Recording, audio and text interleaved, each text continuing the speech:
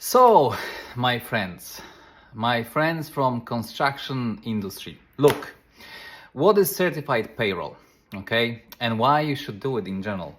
So, basically, let's say you have a private project, okay, for private client who is, maybe business owner or in general, just private.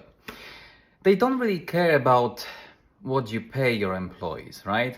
What matters for them is the contract price and what you're gonna pay to your employees, your subcontractors. That's not their business. Now, it's different with the government. So if you work with public agencies, with government, they want to know what you are paying your employees.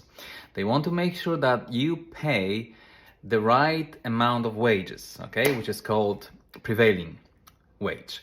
So how do they know? Well, you have to submit your payroll report to the agency, like DIR, for instance, and it's like opening book. You let them know how much you pay, how many hours your employees worked, what benefits you paid, and so on. So this process is basically called certifying payroll, and that's really it.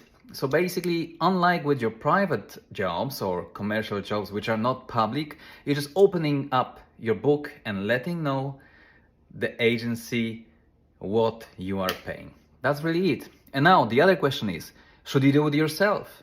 Or maybe you should hire someone to do it for you. Well, I tell you what I do. I delegate because I don't want to know about all the details. I don't want to do it because there is enough going on in your business to focus on, and trying to understand, prevailing wage, all the mechanics, how to submit, and along the way you do mistakes, costly mistakes. You don't want to do that. So I hire someone who's excellent in it, and you know what? It feels like, wow, you can move on and do something that is really meaningful and make impact on your business. So yes, if you have never dealt with the certified payroll, I hope it explains to you what it is. And if you are doing it by yourself, just give it to someone who does it for you, so you are free and you can focus on building and working on your business. I hope this helped. And yeah, that's it.